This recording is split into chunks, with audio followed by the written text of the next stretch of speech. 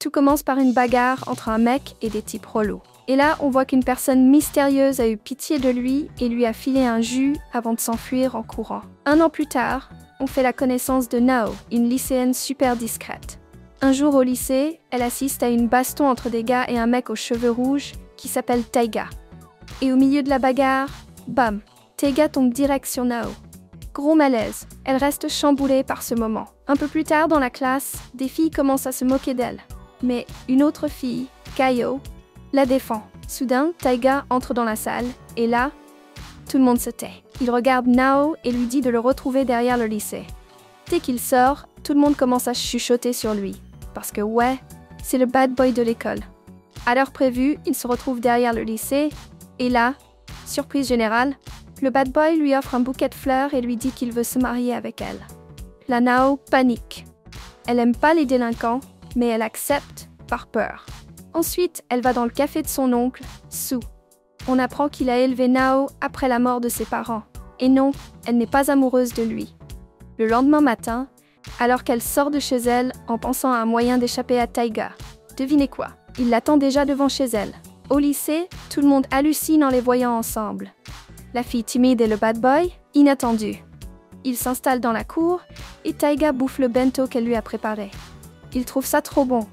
Elle lui dit que son rêve, c'est de devenir chef. Taiga est content qu'elle ait un rêve, mais comprend pas pourquoi il est attiré par elle.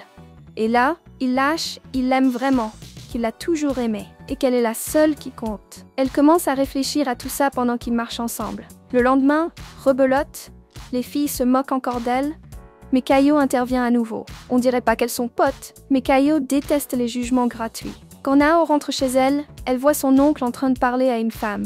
Elle pique une crise de jalousie, normale.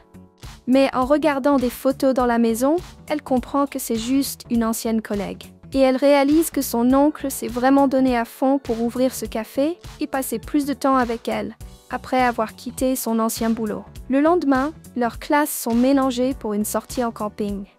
Ils doivent faire des groupes de 4 et finissent avec Kayo et un gars nommé Misaki, qui n'est autre que le mec avec qui Taiga s'est battu au début. Au camping, Misaki, un fan d'anime, est en train de lire un manga quand des abrutis viennent le faire chier et balancent son porte-bonheur dans l'eau. Il saute pour le récupérer, sauf qu'il sait pas nager. Taiga arrive en mode héros et le sauve. En sortant de l'eau, Taiga balance qu'il a pas besoin d'amis. Misaki lui répond « Trop tard, maintenant t'es mon pote ». Mais Taiga refuse. En revenant au camp, il se rend compte qu'il a oublié sa veste et demande à Nao d'aller la chercher. Sauf qu'elle se perd et entre dans un tunnel sombre. Là, elle a un flashback de son enfance, du moment où elle a perdu ses parents, et fait une crise de panique en criant le nom de Su. Taiga la retrouve et la rassure. Elle s'excuse d'avoir paniqué, mais il lui dit que c'est rien, que c'est lui qui devrait s'excuser de l'avoir poussée alors qu'il sait qu'elle aime quelqu'un d'autre. C'est là qu'elle lui avoue que ses parents sont morts et qu'elle est amoureuse de son oncle. Taiga lui propose qu'ils restent amis pour pas couper les ponts. Le lendemain, il raconte à Misaki qu'il s'est fait rejeter mais qu'ils sont amis maintenant. Misaki répète ça à Kayo, qui semble soulagé. Mais Taiga, lui, n'est pas si tranquille que ça. Il est paumé. Le soir, il prend son courage à 2 mains et lui envoie un message. On peut bosser ensemble demain. Le jour suivant, Nao arrive au lycée et voit Kayo descendre d'une moto avec un gars carrément bad boy. Grosse surprise. Et pas que pour elle. Plus tard, elle et Taiga étudient ensemble. À un moment, elle s'endort et Taiga en profite pour l'embrasser. Elle se réveille choquée. Il s'excuse et s'enfuit. Et c'est là qu'on nous présente une nouvelle élève transférée, Miyavi. Elle est un peu comme Nao, galère à sociabiliser. Ses camarades la taquinent et Taiga se rapproche d'elle pour lui tenir compagnie. Ils mangent ensemble et Nao, un peu jalouse, observe tout ça. Puis elle le voit courir après Miyavi dans le couloir en essayant de la rassurer. Mais les moqueries continuent et Nao découvre que Taiga a eu des soucis avec sa mère, ce qui explique son comportement parfois débile. Mais ce que Taiga dit à Miyavi l'aide beaucoup et elle réussit à se faire des amis. Nao voit ça, jalouse, et même Misaki remarque. Il vient parler à Nao et elle lui confie que la relation entre Taiga et Miyavi la dérange. Elle dit que Taiga est une super personne et que la baston du début était en fait pour défendre Misaki. Elle réalise à quel point Taiga tient à elle. Elle remercie Misaki et part en courant voir Taiga. Elle le trouve dans la classe avec Miyavi. Sans hésiter, elle lui balance qu'elle l'aime et qu'elle est jalouse. Heureusement, Miyavi rigole et dit qu'ils sont juste amis. Rassurée, Nao dit qu'elle veut être avec lui. Taiga est choquée, mais la prend dans ses bras. Ensuite, on voit qu'ils vivent de super moments ensemble. Puis vient le grand test pour Taiga. Il demande à Nao d'organiser une rencontre avec son oncle pour lui parler. Devant Sue, il flippe, mais dit qu'il veut sortir avec Nao, qu'il la protégera, même s'il doit mourir pour ça. Sauf que Sue, il n'est pas convaincu. Bah ouais, si tu meurs, tu peux plus la protéger, non? Logique. Et donc non, Sue donne pas sa bénédiction parce que la réponse de Taiga était complètement débile. Taiga repart le cœur brisé parce que quand Nao arrive, Sue lui dit clairement qu'il n'accepte pas leur relation. Elle part à la recherche de son copain et plus tard, on voit Sue en train de repenser à tous les sacrifices qu'il a fait pour élever Nao. C'était pas simple. Il savait même pas cuisiner ni comment gérer une gamine. Il est en colère et garde tout pour lui. Le soir, Nao n'arrive pas à dormir et surprend son oncle en train de discuter avec son ancienne collègue. Elle lui présente un nouveau projet pour qu'il bosse avec elle et suive enfin ses rêves. Et là, elle capte que l'idée du café venait même pas de lui, mais qu'il s'est un peu sacrifié pour pouvoir passer plus de temps avec elle. Elle culpabilise et se met en colère parce qu'elle se rend compte qu'il a mis sa vie de côté à cause d'elle. Mais Sue, lui, s'en fout. Ce qui le rend heureux, c'est de voir Nao sourire. Le lendemain, pendant une balade, Taiga dit à Nao qu'il veut parler avec Sue pour arranger les choses. Mais il tombe sur le mec de Kaio, qui est en train d'embrasser une autre fille.